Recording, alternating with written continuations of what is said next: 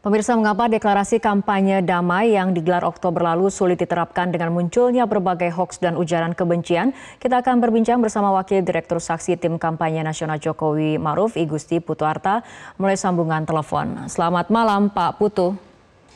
Selamat malam, Mbak Fitri, pemirsa Metro TV di seluruh Indonesia. Ya, Pak Putu, kita ketahui di masa kampanye ini begitu banyak hoaks dan kemudian berita bohong yang tersebar seperti itu. Padahal di awal masa kampanye ada komitmen deklarasi pemilu damai tanpa hoaks. Kenapa kemudian itu sulit diimplementasikan? Ada setidaknya dua sebab cukup besar yang mendorong munculnya persoalan-persoalan ini.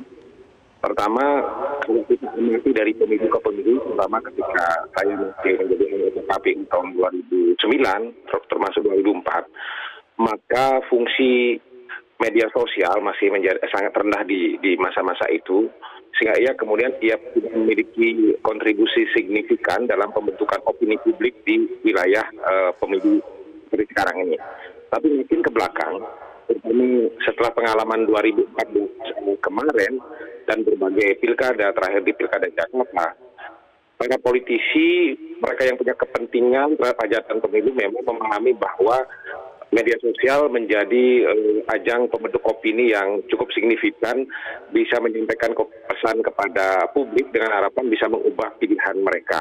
Nah, fungsi strategis inilah salah satu yang mendorong kemudian orang berlomba-lomba menggunakan media sosial sebagai ajang kampanye. Celakanya kemudian karena media sosial yang relatif tersembunyi, yang relatif tidak terlacak oleh orang biasa, maka disitulah kemudian berbagai berita bohong, hoax dan lain sebagainya diproduksi untuk mempengaruhi publik. Oke. Itu yang pertama, Mbak Fitri. Yang kedua, yang kedua dulu, ada posisi ketika hari ini kemudian berbeda dengan 2014, situasinya agak jomplang rivalitas pertarungannya, maka memang ada upaya-upaya di luar nasional digunakan untuk menggait pemilih begitu.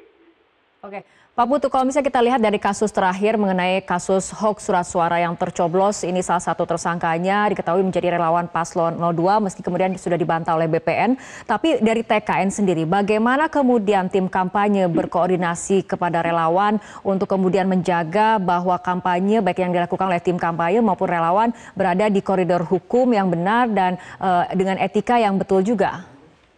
Sebelum saya menjawab soal koordinasi dengan relawan, saya ingin menjawab soal bantahan dari tim Prabowo Sandi menyangkut masalah bahwa pelaku hoax itu tidak bagian dari BPN dan sudah diberhentikan.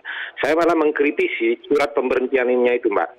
Jadi kalau surat pemberhentiannya itu dikritisi dengan baik, maka tampak betul di situ capnya itu cap 2 jari, ya, cap 2 jari, dan kita tahu bahwa cap 2 jari itu baru ketahuan setelah 21 September.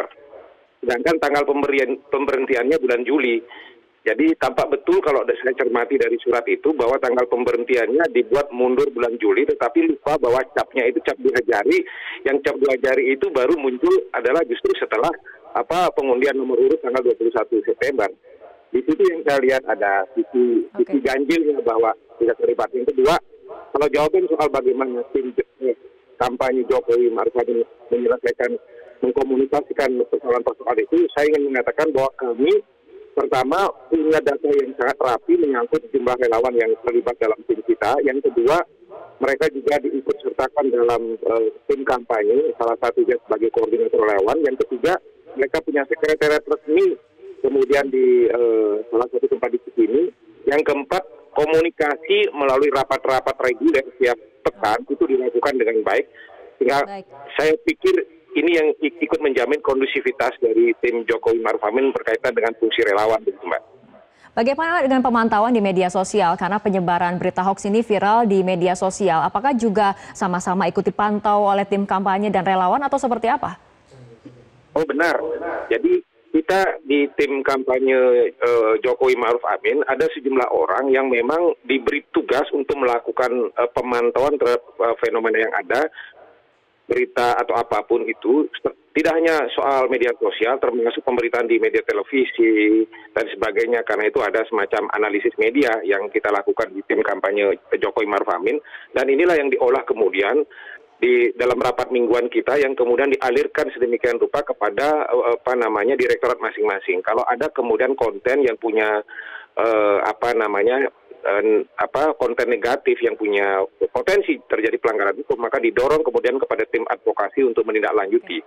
Baik. Begitu. Pak Putu Arta, Anda sebagai seseorang yang pernah menjadi penyelenggara pemilu, apakah kasus hoax surat suara tercoblos ini kemudian bisa dijerat dengan undang-undang pidana pemilu yang kemudian ditangani oleh Bawaslu dan Sentra Gakumdu? Oh, sangat bisa. Saya ingat betul. Salah satu bunyi dari pasal di undang-undang pemilu dari pemilu ke pemilu yang kemudian sudah berubah adalah barang siapa yang melakukan kegiatan yang kemudian menciptakan kegaduhan, gangguan keamanan dan ketertiban terhadap penyelenggaraan pemilu, maka dapat dipidana. Hanya sekarang ini saya belum tahu jumlah pidana seperti apa, tapi seingat saya itu bisa sampai angka 5 tahun dan denda kalau tidak salah angka 72 juta. Ini seingat saya. Artinya saya ingin mengatakan bahwa tidak hanya dari undang-undang ITE, undang-undang pemilu bisa dijerat juga kasus ini begitu.